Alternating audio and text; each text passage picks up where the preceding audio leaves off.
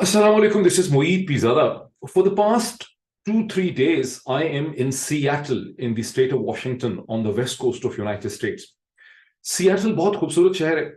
मैं बड़ा ममनून हूँ. I am very grateful to the Pakistani community जिन्होंने मुझे यहाँ इनवाइट किया, मुझे मौका दिया कि मैं अमेरिका की एक टोटल डिफरेंट जोग्राफी को, डिफरेंट टोपोग्राफी को और डिफरेंट कम्युनिटी से मिल सकूं. यहाँ की जोग्राफिया जो है, यहाँ की जो टोपोग्राफी है, यहाँ का जो लैंड है, पानी, वाटर, हिल्स का जो कॉम्बिनेशन है, बहुत ही खूबसूरत शहर है. दैट रिमाइंड्स मी ऑफ मरी end of Srinagar in the occupied Jammu and Kashmir, जहाँ पर लेक डल है और लेक डल के आगे पीछे जहाँ पानी है, वहाँ जो बिल्डिंग्स हैं, वहाँ जिस तरह की जोग्राफिया है, बिल्कुल इसी किस्म का यहाँ जोग्राफिया है. लेकिन मरी के मुकाबले में या सवात के मुकाबले में या कश्मीर के मुकाबले में सियाटल का फर्क ये है कि सियाटल जो है उसमें हर तरफ मॉडर्निटी है, मॉडर्न आर्किटेक्चर है, मॉडर्न सिविलाइजेशन है, एक नई तहजीब है. और ये कंप्यूटर सेंटर है, ये इंफॉर्मेशन टेक्नोलॉजी का सेंटर है. इससे अंदाजा लगा लें कि यहाँ पे माइक्रोसॉफ्ट के हेडक्वार्टर्स हैं और यहाँ पर अमेजोन के हेडक्वार्टर्स हैं. यहाँ अमेजोन के हेडक्वार्टर्स की एक बिल्डिंग सफियर्स जो 2018 में जिसका आगाज हुआ, मुझे उसे विजिट करने का मौका मिला. मैंने वहां पे बहुत टाइम गुजारा, वहां पे बहुत सी पिक्चर्स खींची, छोटी छोटी वीडियोस बनाई, और मैं सियाटल सिटी और पाकिस्तानी कम्युनिटी के हवाले से एक डिटेल्ड वीलॉग बाद में करूंगा, along with the pictures, along with the images, along with the videos. लेकिन इतना कहना सफिशिएंट है कि ना सिर्फ यहाँ पे माइक्रोसॉफ्ट के हेडक्वार्टर्स हैं, यहाँ पे अमेजोन के हेडक्वार्टर्स हैं, बल्कि यहाँ पे सैकड़ों छोटी बड़ी इंफॉर्मेशन टेक्नोलॉजी और कंप्यूटर टेक्नोलॉजी के हवाले से कंपनीज हैं. और गुज़िश्ता इन 2-2.5 दिनों में मुझे ऐसे सैकड़ों प्रोफेशनल्स के साथ मिलने का मौका मिला जो एंटरप्रेन्योर्स हैं, जो यहाँ की इकोनॉमी में कंट्रीब्यूट करते हैं, ना सिर्फ यहाँ की इकोनॉमी में कंट्रीब्यूट करते हैं बल्कि उनके बैक ऑफिसेस या ऑपरेशनल सेंटर अगर यहाँ पे हैं तो पीछे, यानी यहाँ पे अगर उनके हेडक्वार्टर्स हैं, यहाँ से उनकी प्रोसेसिंग करते हैं आइडियाज़ की, लेकिन बैक एंड पे पाकिस्तान के मुख्तलिफ शहरों में उनके ऑपरेशनल सेंटर्स हैं जहाँ से वो सॉफ्टवेयर डेवलप करते हैं, चीज़ें जो हैं बनवाते हैं, उसको फिर सेल करते हैं, और यूं पाकिस्तान के अंदर भी बहुत ज़्यादा लाइवलीहुड और एक इकोनॉमी को वो जनरेट करते हैं. और with view to this, definitely I mean with view to this relationship, ना सिर्फ ये कि उनकी फैमिलीज पीछे हैं, उनके लव्ड वंस पाकिस्तान में हैं, लाहौर में हैं, कराची में हैं, सियालकोट में हैं, डस्का में हैं, समड़ियाल में हैं, गुजरांवाला के अंदर हैं, बल्कि बल्कि ये है कि उनके वर्कर्स भी हैं और उन वर्कर्स की वेलबींग से भी वो रिलेटेड हैं. और वो वर्कर्स इस वक्त जिस किस्म के पाकिस्तान के अंदर जिस किस्म के हालात हो चुके हैं, पाकिस्तान में जिस तरह से एक जुल्म की तारीक रात है, जैसे हिंदुस्तान के कल्चर में काली योग कहते हैं, इस तरह की जो तारीक रात है, वो तारीक रात जो है वो सभी को मुतासर कर रही है. पाकिस्तान के अंदर जो हालात हैं उनका एक सिम्टम और मजहर वो ग्रीक शोर्स के ऊपर, यूनान के शोर्स के ऊपर जो कश्ती डूबी है, जिसमें फियर किया जाता है कि तकरीबन 300 से ज्यादा पाकिस्तानी जो हैं वो शायद वहां डूब के हलाक हुए हैं. एग्जैक्ट एदाद शुमार तो हमारे सामने नहीं है. और आप देख रहे हैं कि उस पर इस वक्त शहबाज शरीफ साहब की जो एक फाशिस्ट हुकूमत है उसने एक वावेला मचाने की कोशिश की है, बिकॉज और कोई चीज पे तो वो बोल नहीं सकते, किसी और चीज पे बोलने या एक्शन लेने के लिए उनके पास कोई पॉजिटिव चीज नहीं है. वहां वो बड़ा शोर मचा रहे हैं कि जिन लोगों ने उनको भेजा, ये तो बिल्कुल एक मसनूई किस्म की डिबेट है. जिन्होंने भेजा, असल इश्यूज तो ये हैं कि पाकिस्तान के अंदर हालात किस किस्म के हैं कि पाकिस्तान से लोग 30-30, 40-40 लाख या 5-5 हजार डॉलर देके गरीब मतवस्त तबके के लोग जो हैं वो पाकिस्तान से ढूंढने की कोशिश कर रहे हैं. असल इशू और असल ट्रेजिडी जो है वो है. बहरहाल, coming back to the subject कि मैं कहाँ पे हूँ, मैं सियाटल में हूँ, यहाँ से निकलने वाला हूँ अगले चंद घंटों में, और यहाँ पर मैंने बहुत सी मीटिंग्स की. कल शब मुझे एक सेमिनार और एक टॉक से, जिसको आप सेमिनार कह दें, टॉक कह दें, वहां पे तकरीबन 100 से ज्यादा पाकिस्तानी प्रोफेशनल्स के साथ जिनका ताल्लुक इंफॉर्मेशन इंडस्ट्री से है, टेक्नोलॉजी से है, कंप्यूटर साइंस के साथ है, कुछ उसमें डॉक्टर्स भी थे. फर्क यह है कि जब ईस्ट कोस्ट पे, जब डिट्रॉइट में मुझे पाकिस्तानियों से बात करने का मौका मिला, ह्यूस्टन में मौका मिला, अलाबामा में मौका मिला, डिफरेंट और शहरों में, वाशिंगटन के आगे पीछे गिरदोनवा में मौका मिला, तो वहां पर प्रिडोमिनेंटली 2 किस्म के पाकिस्तानी थे. या वो डॉक्टर्स, फिजिशियन, सर्जन थे, या उसमें रियल एस्टेट के इन्वेस्टमेंट थे. यहाँ पर पाकिस्तानियों से जिन्हें मुझे, उनमें प्रिडोमिनेंटली जिनसे मुझे इंटरेक्ट करने का मौका मिला, वो इंजीनियर्स हैं, उनका ताल्लुक इंफॉर्मेशन टेक्नोलॉजी से है. अगर वो एंटरप्रेन्योर भी हैं तो कंप्यूटर इंडस्ट्री से, सॉफ्टवेयर से उनका ताल्लुक है. बहुत ज्यादा लोग जो हैं they are either working in Microsoft or have worked in Microsoft. उन्होंने अपनी कंपनीज बना ली हैं. उन्होंने फेसबुक के साथ काम किया है, उन्होंने अमेजोन के साथ काम किया है, उन्होंने सप्लाई चेन के अंदर काम किया है, उन्होंने सॉफ्टवेयर डेवलपमेंट के अंदर काम किया है, उन्होंने आर्टिफिशियल टेक्नोलॉजी के अंदर काम किया है. और इन सब लोगों से मिलके مجھے بڑی انسپریشن ہوئی اور مجھے بڑی خوشی ہوئی. لیکن اس کی بہت سی ڈیٹیلز میں شیئر کروں گا, میں لکھوں گا اس کے اوپر, اور میں اس کے لیے ایک الگ سے ویڈیو بھی بناؤں گا. ابھی میں جس چیز کی بات کرنا چاہتا ہوں اس کا تعلق ہے ہوپ کے ساتھ, امید کے ساتھ. گزشتہ جب میں نے ایک یہاں پہ جس سیمینار سے ٹاک سے مجھے بات کرنے کا موقع ملا, تقریباً 3-3.5 گھنٹے رات کے 12 بجے تک, اسٹارٹنگ فرام لٹرلی یہ سیشن شروع ہوا کہیں سمجھے 8 بجے اور پھر ختم ہوا رات کے کہیں جا کے 12 بجے. اس میں مجھ سے بار بار بہت سوالات اس میں تھے پاکستان کے حوالے سے, پاکستان کے فیوچر کے حوالے سے, پاکستان میں جو کرائسس ہے جس کو کسی نے کہا کہ پولی کرائسس ہے, میرے خیال ہے میں نے ایک پیس پڑھا تھا, تو poly crisis Pakistan, it's not a crisis, it's a Poly crisis. Pakistan کے بہت سے جو کرائسس ہیں جس میں ہیومن کرائسس ہے, ڈیولپمنٹ کا کرائسس ہے, اکنامک کرائسس ہے, پولیٹیکل کرائسس ہے, کانسٹیٹیوشنل کرائسس ہے, ہیومن رائٹ کا کرائسس ہے پاکستان کے اندر, لیجیٹمیسی کا کرائسس ہے, فیوچر کا کرائسس ہے.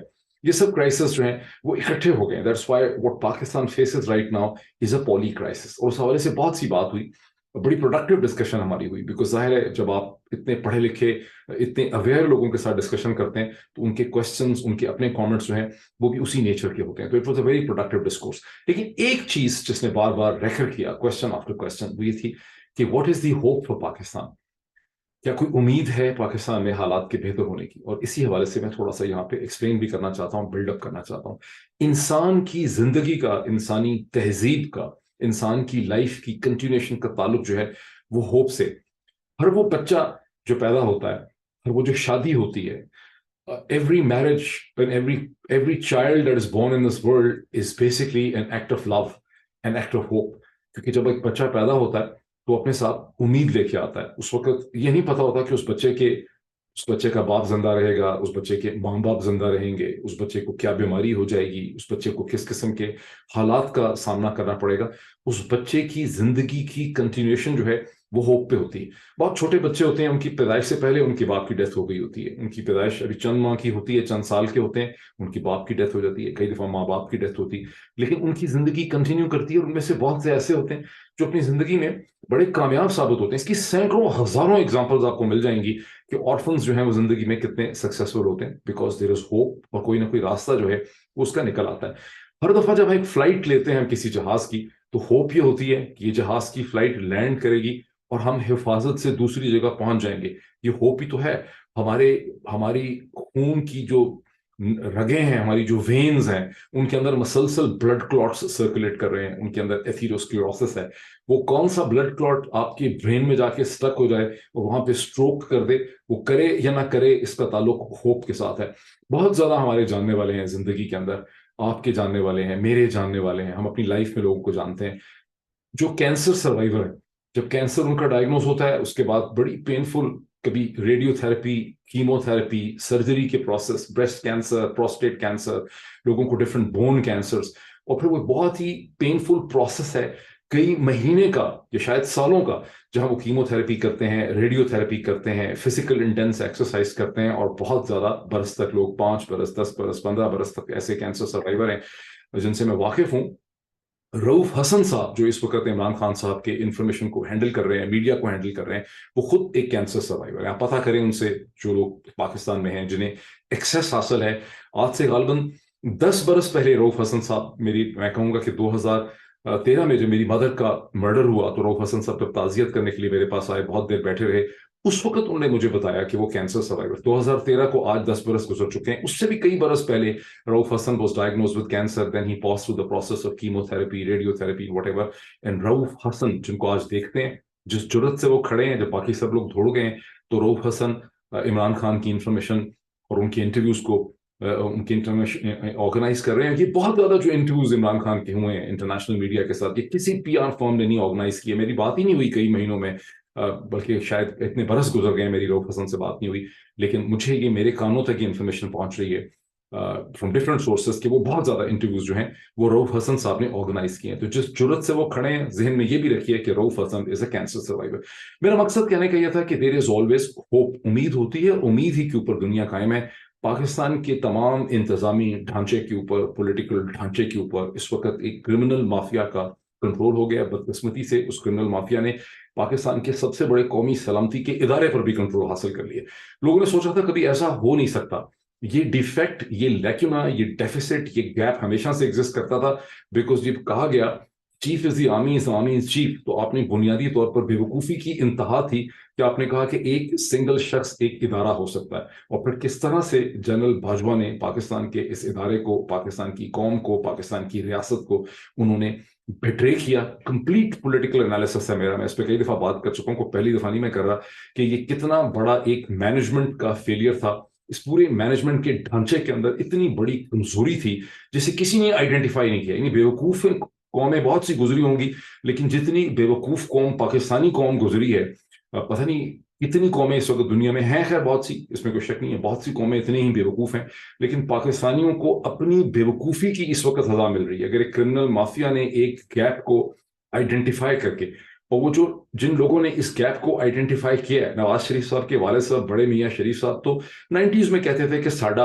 अपना चीफ होना चाहिए, लेकिन खाली उन्हीं को तो नजर नहीं आ रहा था ना, दुनिया भर में फैली हुई जो पावर सेंटर्स हैं उनको भी नजर आ रहा था कि पाकिस्तानियों के मैनेजमेंट मॉडल के अंदर, पॉलिटिकल मॉडल के अंदर इतना बड़ा इसमें एक शगाफ है कि एक सिंगल आदमी को, एक दफ्तर को अगर आप कंट्रोल कर लें तो पूरी आप 20-25 करोड़ की कौम जो है उसको एक डायरेक्शन में चला सकते हैं। This is precisely what is happening. बाकी सारी तो सेकेंडरी टर्शरी किस्म की डिबेट है। Now I come to it, जब मुझसे बार बार ये सवाल पूछा जाता है कि होप कहाँ पे, एक अभी मैं आपके सामने चीज रखता हूँ। लुक एट दी पिटिशन जो बैरिस्टर एतजाज एहसन और लतीफ खोसा साहब ने सुप्रीम कोर्ट के सामने दायर की है, जहां उनकी बेसिक प्ली ये है कि हम इस चीज को नहीं रिफ्यूज करते कि आपके जिन लोगों ने वेंडलिज्म की है May 9 में, उनको सजा मिलनी चाहिए। हम कहते हैं उनको जरूर सजा मिलनी चाहिए, उनको आप आइडेंटिफाई करें, बल्कि उस इन्वेस्टिगेशन में आईजीपी पंजाब कम अज कम उनको जरूर लेकर आए, उस्मान अनवर साहब को, कि वो क्या कर रहे थे जब 40-50 बलवाई जो हैं वो कोर कमांडर के घर में घुस गए। और मैं कोर कमांडर के घर पे हमले की बहुत ज्यादा डिटेल्स में इसलिए नहीं जाता कि मैं 20 दफा 10 से ज्यादा वीलॉग्स इस हवाले से कर चुका हूँ,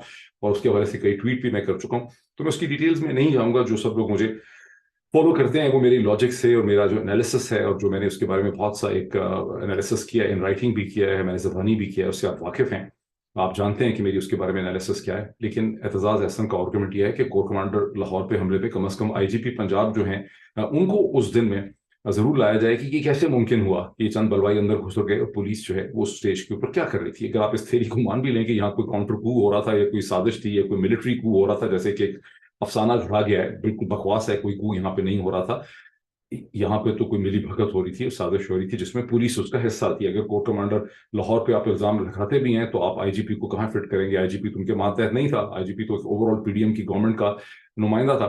बहरहाल इसके कतई नजर 2-3 पॉइंट्स देखें जो बैरिस्टर एतजाज एहसन की और लतीफ खोसा साहब की जो पिटिशन है। अच्छा, बैरिस्टर एतजाज एहसन को तो I always consider among the tallest of Pakistanis. मैं उनसे हमेशा ही बहुत मुतासिर रहा हूँ। गुज़िश्ता 20 बरस में, 25 बरस में, जब से मैंने उनको पहली दफ़ा पाकिस्तान के पॉलिटिकल सीन पे देखा, जब मैं खुद अभी कॉलेज वगैरह में था, उस वक्त से मुझे उनकी बातें सुनने का मौका मिला, तो आई नो कि this is the man that represents the hope in Pakistan. This is the man that represents the history of Pakistan. This is the man that represents the conscience of Pakistan. I wish कि एतजाज एहसन को clone करके 100 एतजाज एहसन अगर होते पाकिस्तान में, तो शायद पाकिस्तान का मुस्तकबिल, पाकिस्तान की तारीख जो है वो मुख्तलिफ होती। लेकिन एतजाज एहसन के मेंटल कैलिबर, एतजाज एहसन की जजमेंट, एतजाज एहसन की अंडरस्टैंडिंग वाले लोग जो हैं वो बड़े कम पैदा होते हैं, और पाकिस्तान में बदकिस्मती से बहुत ही कम है। अमेरिका में शायद होंगे हजारों, लेकिन पाकिस्तान में तो शायद 10 भी नहीं है। यहाँ तो बोने भरे पड़े हैं, इस मुल्क के पूरे इंतजामी कानूनी ढांचे में मुझे बोने ही बोने नजर आते हैं। कद उनके 6-6 फुट के हैं, 6.5 फुट के हैं, लेकिन बोने कद उनके, असल में उनका जहनी कद अगर आप देखें तो चेंज से ऊपर नहीं है। अगर आप देख सकते हैं कि मीडिया के अंदर चेंज के कितने लोग हैं, 5 इंच भी कहते हैं, 6 इंच से ज्यादा का कद नहीं है इनमें से अक्सर लोग। बहरहाल इस पिटिशन की जो प्रिंसिपल आर्गुमेंट है वो ये है, और ये बहुत इंपॉर्टेंट पिटिशन है, ये इस वक्त पाकिस्तान की तारीख और पाकिस्तान के पॉलिटिकल क्राइसिस की बहुत इंपॉर्टेंट पिटिशन है। और ये एक ऐसी पिटिशन है जिसके गिर्द पाकिस्तानी रैली कर सकते हैं, पाकिस्तानी मीडिया, पाकिस्तानी सहाफ़ी हल्के, पाकिस्तान के अंग्रेजी के अखबारात, पाकिस्तान की civil right organisations, human right commission of Pakistan, क्योंकि इसमें जो इश्यूज हैं उस पर किसी को एतराज हो ही नहीं सकता, इससे डिसएग्रीमेंट हो ही नहीं सकता। और वो इश्यूज मैं भी 3-4 आपके सामने रखूंगा और बात खत्म करूंगा कि और पाकिस्तान की जो वुकला ऑर्गेनाइजेशंस हैं, जो बार एसोसिएशंस हैं, जो पाकिस्तानी डायस्पोरास फैले हुए हैं लैटिन अमेरिका के अंदर, नॉर्थ अमेरिका के अंदर, ऑस्ट्रेलिया, न्यूजीलैंड, बरतानिया, मशरक़ वस्ता, इन सब जो हैं इसके गिर्द रैली कर सकते हैं। वो पॉइंट्स हैं क्या? एतजाज एहसन कहते हैं जरूर सजा दें लोगों को, एक से दफा छोड़ के 10 दफा इनको सजा दें, इनको आइडेंटिफाई करें, لیکن آپ ان کو سویلینز کو آرمی ایکٹ 1952 اور official secret act 1923 in any case یہ کولونیل ایرا ریلکس ہیں، اس کے تحت آپ ان کو ٹرائی نہیں کر سکتے. کیوں نہیں ٹرائی کر سکتے؟ اس لیے کہ جو ISPR نے اسٹیٹمنٹس ایشو کی، جو نیشنل سیکورٹی کمیٹی یا کاؤنسل کی میٹنگ ہوئی مئی کے اندر، جو اور جو فیلڈ فارمیشن کمانڈرز جو ہیں ان کی جو میٹنگ ہوئی جس کے اندر آرمی چیف خود موجود ہیں، اس میں لیوٹیننٹ جنرلز ہیں، کو کمانڈرز ہیں، اس میں میجر جنرلز ہیں، وہاں تو کلیئرلی یہ کہہ دیا گیا کہ ہمارے پاس ایویڈنسز ہیں جس سے ثابت ہوتا ہے کہ یہ لوگ جنہوں نے بلوا کیا، یہ حملے کیے، یہ مجرم ہیں اور انہیں قرار واقعی سزائیں ملیں گی. اس کا مطلب ہے کہ فیصلہ تو پہلے ہو چکا ہے. اب ایک آرمی کی عدالت میں ایک کرنل بیچارہ بیٹھا ہوا ہے، اس کرنل نے کیا فیصلہ کر لینا ہے؟ اس غریب کرنل نے، جب اس کا جنرل، اس کا لیوٹیننٹ جنرل، اس کے کور کمانڈر، اس کے فیلڈ فارمیشن، اس کے اوپر کے میجر جنرل اس پوری ہائرارکی کے اندر پہلے ہی فیصلہ کر بیٹھے ہیں کہ جو لوگ جنہوں نے حملے کیے یہ مجرم ہیں، ان کا کوئی پوائنٹ آف ویو ایگزسٹ ہی نہیں کرتا، ان کا کوئی ڈیفenس ہے ہی نہیں. تو ایک کرنل صاحب کی کیا ہمت ہو سکتی ہے، ان کی کیا ڈومین ہو سکتی ہے، ان کی کیا کیپیسٹی ہو سکتی ہے، ان کے پاس کیا ججمنٹ کرنے کی ایبلٹی ہو سکتی ہے کہ وہ لوگوں کے بارے میں کوئی ججمنٹ کریں. اس لیے یہ وائڈ ایب انیشیو ہے جس کو قانون میں کہتے ہیں، یعنی جو یہ ملٹری کی کورٹس بنائی جا رہی ہیں جو سویلینز کو ٹرائی کریں گی، ان کی کوئی ریشنلٹی، ان کی کوئی لاجک جو ہے وہ ایگزسٹ نہیں کرتی. This is what Aitzaz Ahsan and Latif Khosa petition in Supreme Court of Pakistan basically argues کہ کرنل کیا ڈیسیجن کرے گا یہاں پہ. اچھا، دوسرا پوائنٹ یہ ہے کہ یہ جو ملٹری کورٹس ہوتی ہیں یہ بیسکلی کورٹس کی توہین ہے.